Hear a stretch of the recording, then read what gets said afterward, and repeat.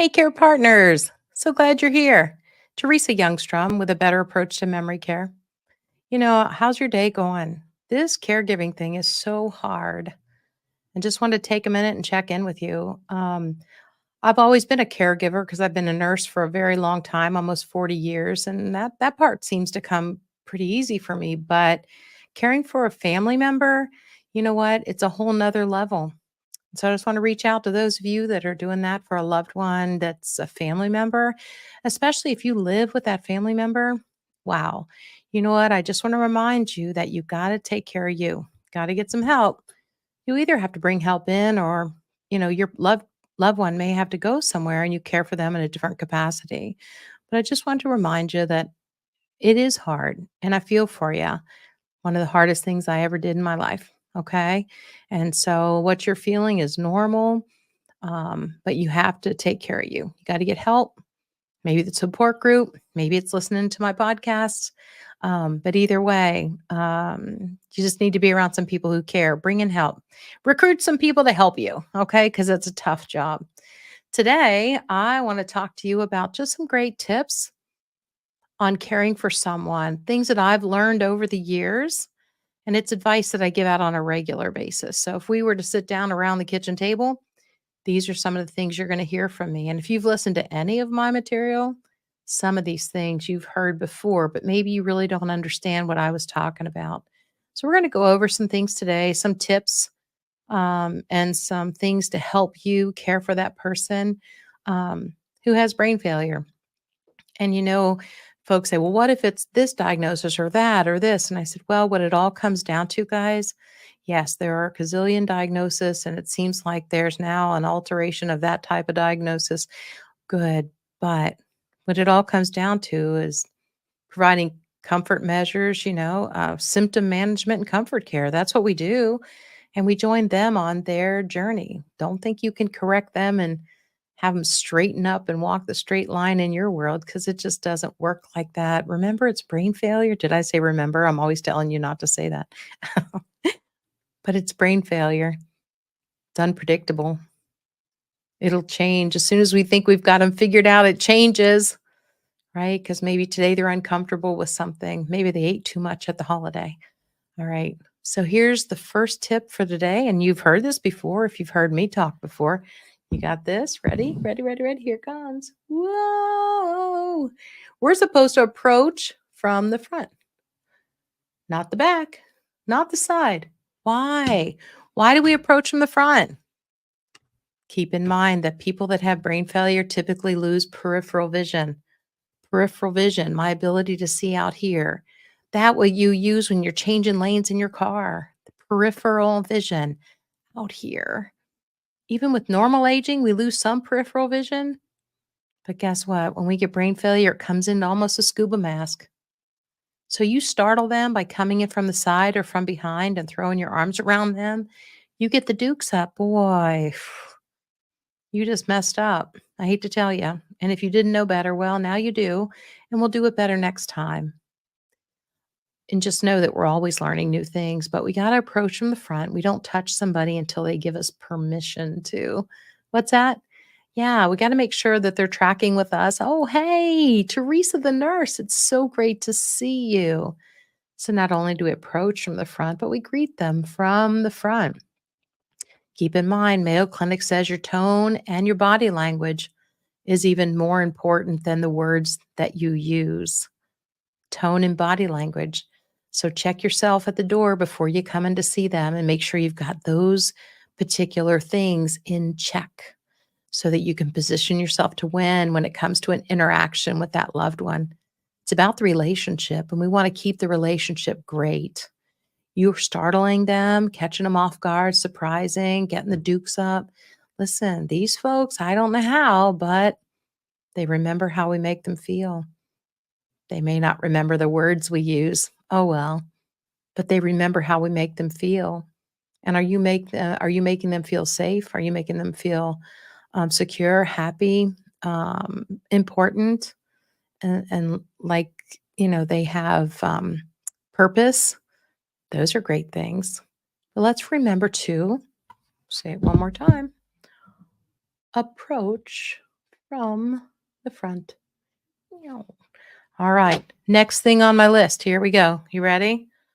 How about you need to accept and agree? Accept and agree with who? Oh, accept and agree with your person you're caring for, that loved one. Whether it's someone where you work, maybe you're a caregiver at a retirement community, behavior unit. Maybe this is at your home. Maybe you're coming in to visit mom. And maybe she's not making sense today, but you can accept and agree. You can just say, "Wow, I had no idea. I'm so glad you told me that." Right? Did it hurt anything? Does I I think the challenge comes, and what I saw in my family is that there were certain individuals, my dad in particular, who thought if he would accept and agree when she was saying things that were wrong and off the wall, that it was allowing her to be in a place where she wasn't, making good, where she was wrong. And he didn't want her to have this disease anyway. And so he frequently wanted to do a lot of explaining. What's that? I know we do too much explaining. Let's not do that. Let's just accept and agree and move on. If all you can say is, "Wow, I had no idea. I'm glad you told me." You know what? So great. And then you can say, "Oh, oh, oh, I meant to tell you, I've got new bird feed in your bird feeder. Let's go check this out." Or I've got new whatever to go outside and check something out. Did you see the new flowers coming up? We got to go check this out. And we redirect them back to something that brings them joy. Okay. We're not asking them to give us a dissertation. We're not asking them to write a paper on what the latest and greatest news is. Nope. I hope you're not even sharing the news with them. There's nothing great in the news lately, and so they don't need to hear about that or see that. I've told you before that they are sort of like an easy target when we come in to unload our problems and challenges on because they're there. And for us to say, "Oh my gosh, this happened, that happened, and the other." And I've made those mistakes. Trust me, you are just learning from my mistakes. I've made those mistakes. And then later in conversation, heard someone telling me about all the problems in the world, and they were all related to what I had said to her when I got there. What a big, huge mistake. So I learned, and I didn't do that again. Came in with giving them a moment of joy. Okay. Reminding them how great it was to be there, and, "Wow, those glasses look so great on you. I love when you wear those." And how can you give them a compliment, make them smile, maybe bring them a little bouquet of flowers, whatever it is. Everyone's different, but you know how to bring them a moment of joy. And if they are forgetful, you can do that same moment of joy over and over. It's not rocket science, guys. It's not that hard. All right, so we're gonna accept and agree, and we're gonna approach from the front. All right, let's see what else I got up my sleeve today. Ta da da da da. What I brought for you. Oh, we did that one. Forgot to toss that one. Next. Oh yeah. Stop correcting them. I know this can be hard, and you will catch yourself for a long time. But stop correcting. They can be wrong. It's okay. It's okay if they don't know who did what or they're blaming you for something. "Oh, I'm really sorry, mom. I shouldn't have done that. So glad you let me know." Move on. It's not a big deal. But stop correcting. Maybe they are um, reaching for the wrong food off of someone else's plate, something like that. Sometimes we need to really look at their field of view, think of them with their scuba mask on. What can they really see? And are they seeing you bring in their meal? Are you starting out here and bringing it down and setting it down so they can see where it is? Do you have everything on the same colored everything? We've learned so much about better dining habits for people that have visual challenges, physical challenges, and memory type challenges.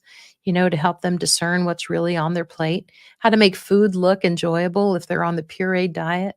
There's so many great things going on out there. So check it out. Um, check it out and see what else you can come up with. But I just hope that you will think about this one and stop correcting them because in the long run, I mean, 98% of the time, it just doesn't matter. And we can let that go. All right. Let's see what's next. Oh, I brought with me what? What's that? Avoid yes, no questions. Wait a minute. Let me read that again. Avoid the yes, no questions. So important, guys. Because guess what? If I ask you, are you going to get out of bed today? No. Oh, well, it's hard for me to go on to the next part, isn't it? Because you've already told me and sounds like case closed. But if I come in and ask if you need 10 more, would you like to get up now or in 10 more minutes? And I give you that either or if I say, hey, did you want the cereal for breakfast or can I make you some bacon and eggs? And how about we switch to the either or? And avoid those yes, no questions. This is a really, really, really important technique because you'll find yourself fighting with someone who's saying no, but you're asking the yes, no question. And I've just watched this in action. And what it appeared to be so many times for me is that that person, they seemed to not really understand what I was asking, but they had learned that yes means you do stuff to me and no means you might leave me the heck alone. And they go for no. It's easy. No, no, no. No. Mm-mm. Do you want an ice cream sundae? No. No. But if I come in with the ice cream sundae and I say cherry, no cherry, trust me, they're going to have a decision and they're going to probably want that. So, how can we use either or? And again, something else that will take practice. It took me practice, and you're going to catch yourself messing up on that one. It's okay.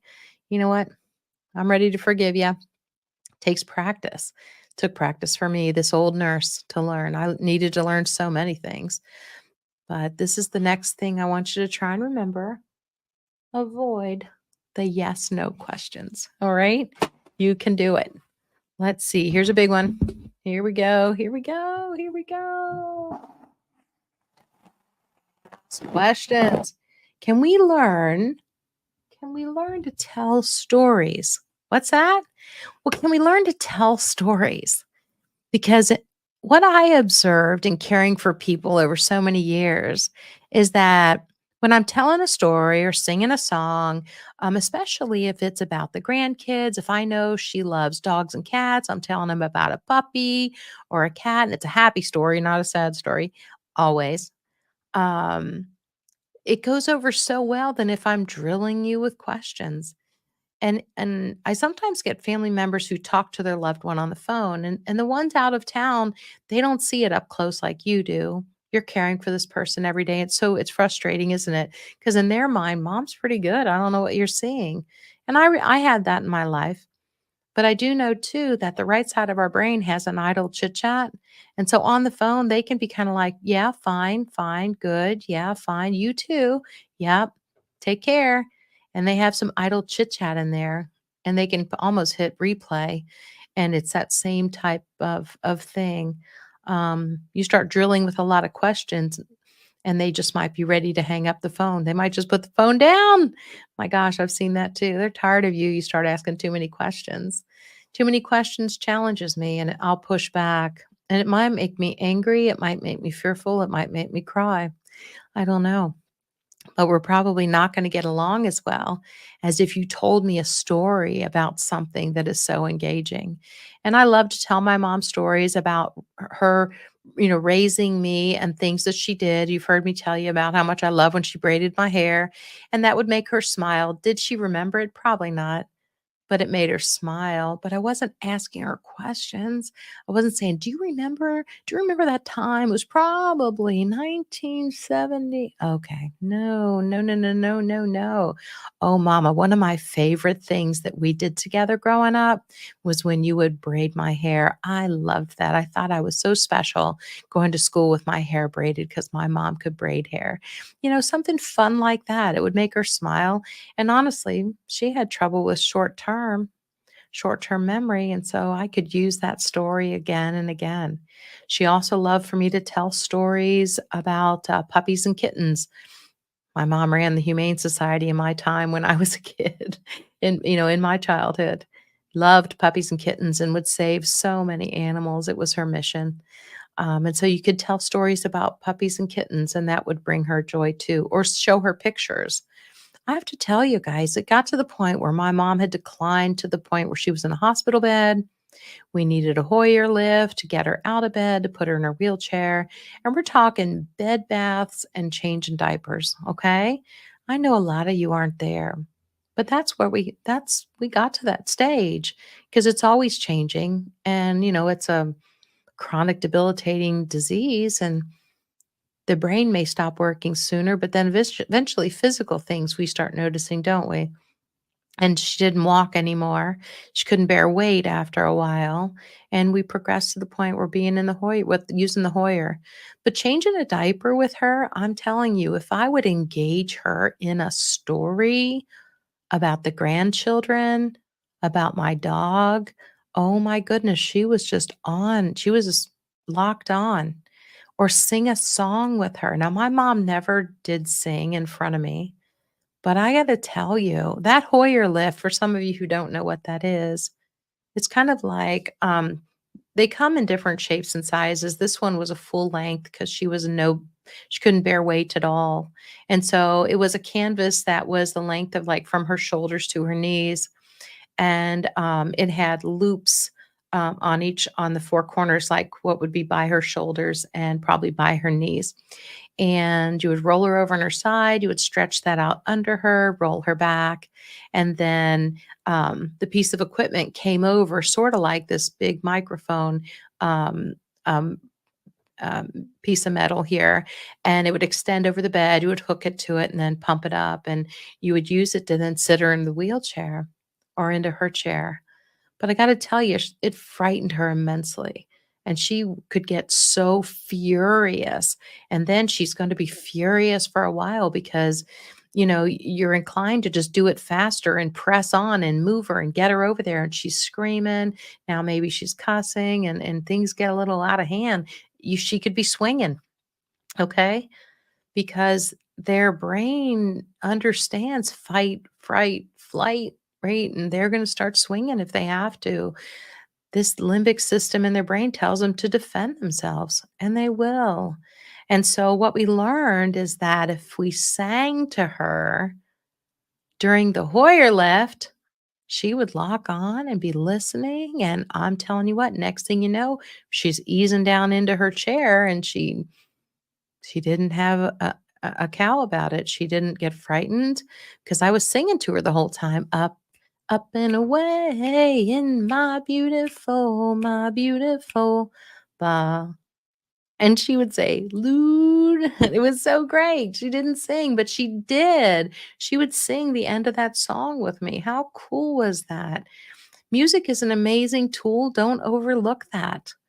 Music, use it. It's gotta be music they love. It's great if it's music from the past. I have a group from church we take out to different memory care and we sing. We're just called Make a Joyful Noise. Anybody who wants to come can join us. And we go sing in memory care, but we only sing patriotic songs or holiday songs because they remember those. And it's amazing that they don't need the words to those songs. They know the words to those songs. God bless America, and sometimes you would have veterans who would stand up when we sang those patriotic songs. It was so amazing. And they would join us in those songs. It was good. So use song, definitely, if you need to, but tell stories. Don't ask them questions. Mom, what do you remember what day it is? Mom, what's your name? Mom, do you remember your birthday? Mom, do you remember where this is? Do you know where this house is? Do you know who you're married to? Oh my God, you guys are missing it. Missing it. You know what? Let the doctor ask the question. Our job is just to join them on their journey with this thing and love them along to the best of our ability. And our ability to come alongside means wherever they are today. So if they're in a great place, how cool is that? Introduce yourself, come on in and start working on that relationship. Pay them a compliment.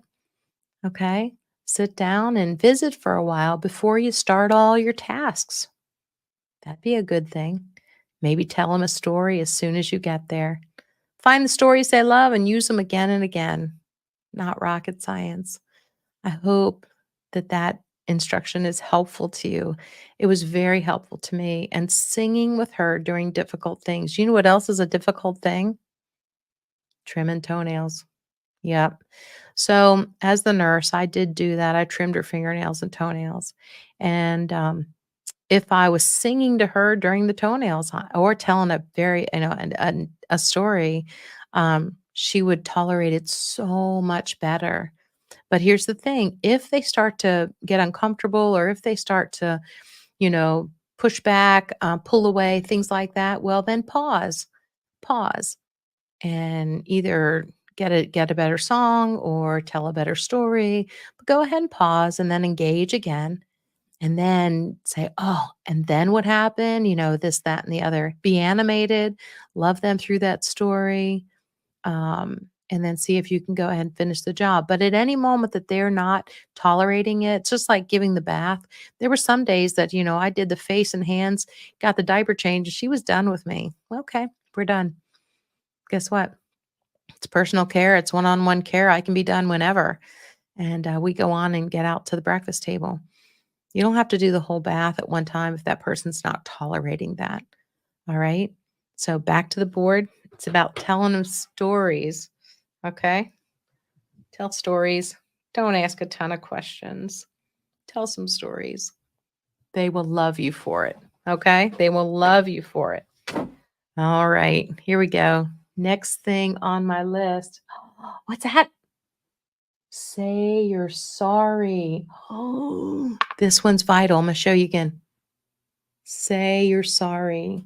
You know what, guys? We can diffuse a lot of anger if we would just humble ourselves and say we're sorry, even when it's not your fault. I know it's probably not your fault. I was there, still there some days when I'm visiting individuals. All right. But if something I do upsets them, if I come in too fast, if I sit where I'm not supposed to, sometimes I'm just talking too fast. I like to talk. And sometimes I'm talking too fast. I've told you before, we have to consider how many words they're using and then consider how many words we should use. So if they're only using 3 or 4 words to respond to you, pull it way back, pause more often, fewer words. Hi, mom. Good. Not so good. I love you. Okay. We can keep it simple. We don't have to give them an interrogation. And we don't have to try and obtain all the information at one time. So we can hit pause, we can go slower. Okay. We definitely should be saying we're sorry all the time, all the time. And I do know that sometimes she would come at me with, she would follow up my I'm sorry with, and you should be sorry. That was pretty sorry what you did. Okay. I really hadn't done anything. But if I had startled her or something, maybe I did deserve that, and I guess sometimes I sure did. Because sometimes I was impatient too, I'm human, you know, and trying to get on with her care, and, but if I came in too fast, it you're foiled. I mean, trust me, you are just making big mistakes, and you're just gonna make everything take longer. So, hit the pause button, count to 10, give them a few minutes, maybe another compliment. It's gotta be sincere though. What'd I say? Tone and body language? That's right. It's gotta be sincere. If they see through you and you're just blowing smoke, trust me, you are not going to do well at this. And also, guys, if you're not meant to be that type of caregiver that gives physical care, that's okay. Did you hear me? I'll say it again. If you're not the one to be the physical caregiver, that's okay. That's when you're the manager, I guess, and you hire the people to give the care, or you do all the research to find the better place to help take care of mom. And then you manage the care in a different way, and you still can be the daughter or the son. That's okay. We are wired different. Thank God we are wired different. Okay. Um, I have certain siblings who would manage, the funds and finances, certain siblings who could order things, certain siblings who did this or that or the other, manage cut the grass, got the firewood, did all those different things. Thank goodness. Thank goodness we're wired different. Be pretty boring. We're all wired the same. So that's okay. If you feel like some days, I don't know how I can do this. Well, if it's time to if it's time to look for, if you're considering whether it's time to move mom into a place, then chances are it's probably past time. Can I just tell you that? And I would start looking for someone to help you find the next best place. Someone who knows, there are companies that do that and they know where the best places are and why. All right. So back to the board, but this is the next thing I want you to try and remember. Say, I'm sorry. I know, because here you are saying you're sorry for stuff you didn't do, maybe you didn't do what she's accusing you of, and I'm asking you to say you're sorry. But guess what, guys? Best diffuser of their agitation is to go ahead, suck it up, and say, I am so sorry. That shouldn't have happened. What was I thinking? And just do it. All right. Just say, I am so sorry. That shouldn't have happened. And teach the people around you to say they're sorry. That bit of humility, I'm telling you, that's your secret weapon when it comes to reconciling quickly with this person. Remember, it's about the relationship and they remember how you make them feel. And so, if for some reason you've upset them, whether it was something you did physically, maybe you stepped on their toe, I am so sorry. Stuff happens, you guys. We're human. Maybe you came in too quick, startled them. Oh man, dad, I am so sorry. What was I thinking? I didn't mean to upset you. And I know what you're saying. Well, what if they come back with, "Well, yes, you did. You do this all the time. You're so mean." Okay, suck it up again. Probably I should have been talking about saying I'm sorry a while ago because they remember how you make them feel. It's about a relationship. And so if you've been finger wagging them and correcting and drilling them with questions and rah, rah, rah, okay, we've got to recreate this relationship. We're going to have to back up. We're going to have to apologize. We're going to have to say, we're sorry. I am so sorry. Okay. And see what we can do to reconcile that relationship.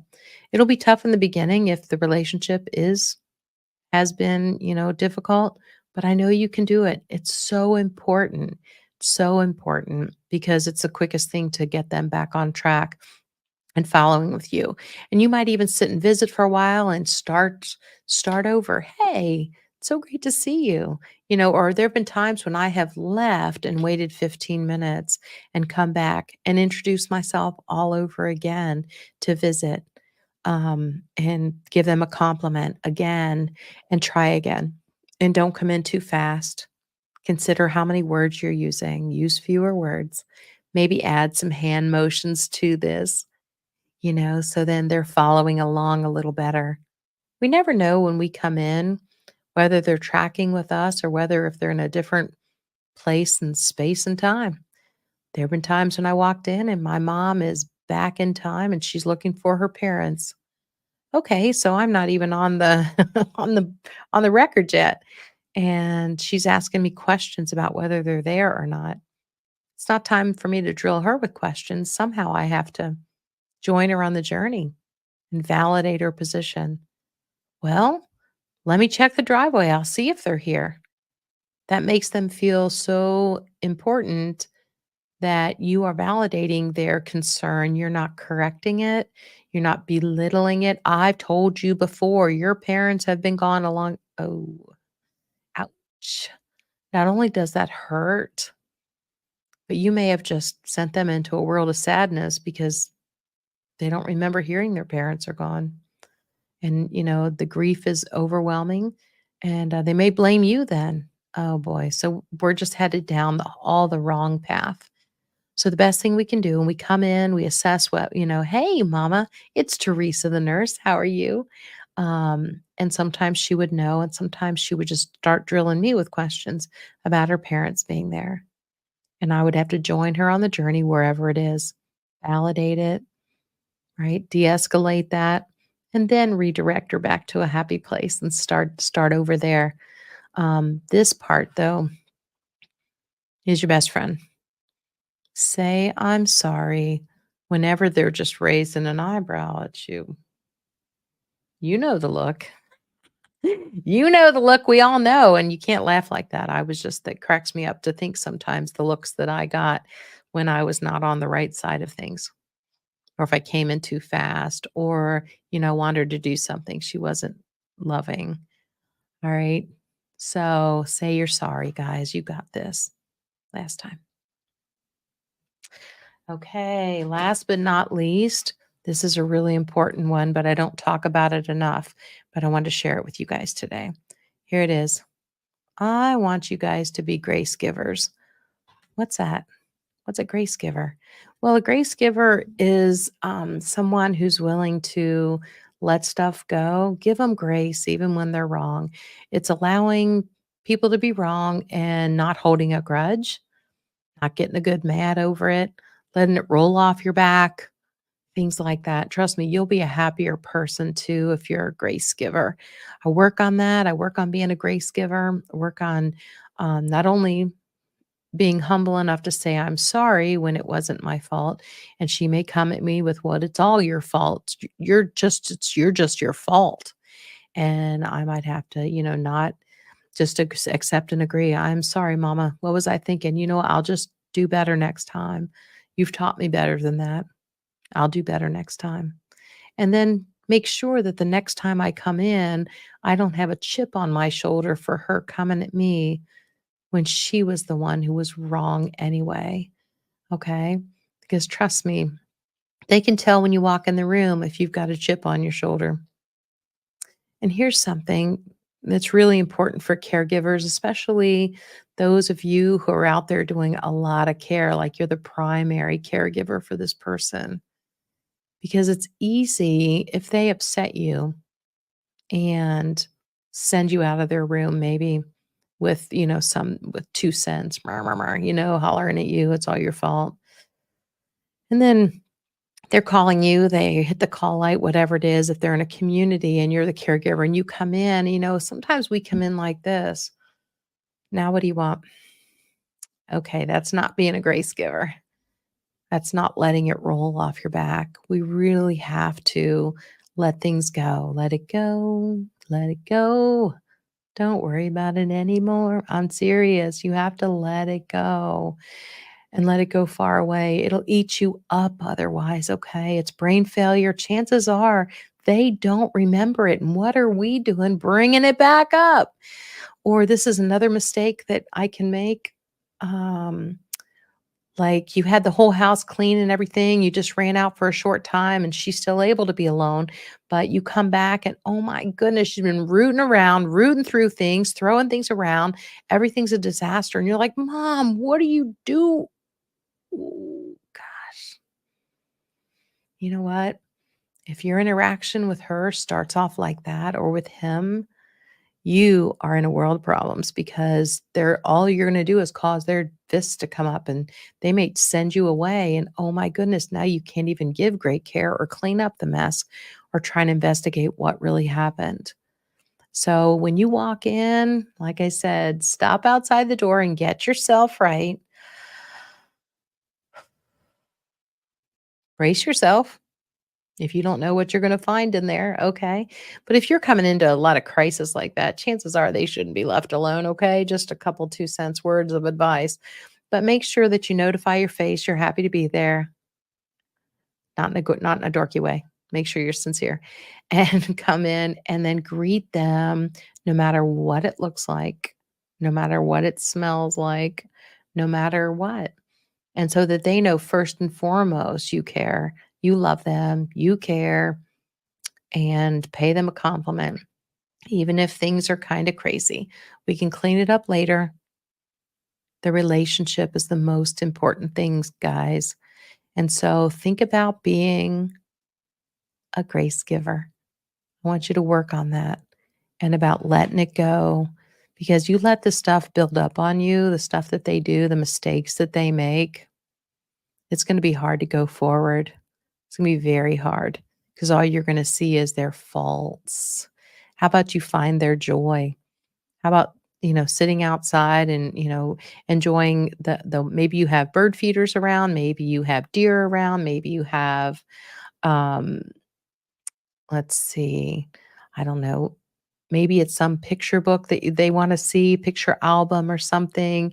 Maybe you've got something on the computer that they can enjoy, pictures of something, an eagle's nest, hatching babies, or, whatever it is, music. Maybe you put on their favorite songs and sing with them. We talked about that a little bit. Music's an amazing tool. But make sure you're just not trying to give them tasks that are above their level of ability. I just don't want you to position them to fail. I want you to position them to win. Give them a task they can simply do and feel like they have purpose. Maybe they're helping you to make the biscuits and all they're doing is pouring the flour in. All right. But you just couldn't do it without them. I hope you're following my point there. So, the last tip for today is to be a grace giver and let those problems go. Let them go far from you. Don't let them eat you up. Don't let it eat them up. Don't let them be any source of anger for them either. This caregiving thing is really hard, guys. And I know it's really hard. And I hope that these words of advice today are helpful to you. Hopefully, you put them in practice and watch it a couple times if you need to. Be sure and like and subscribe and share it with someone. It's the only way we're going to get the word out there far and wide that there is help and there is hope with dementia care. It's not all Debbie Downer. It's not all, oh, they just get mean and you put them somewhere. That breaks my heart. It's not like that. There is a person in there if we can weed through what's going on with them and see the person that's inside there. Hopefully, these tips today will help. I'm Teresa Youngstrom, and just remember, you got this.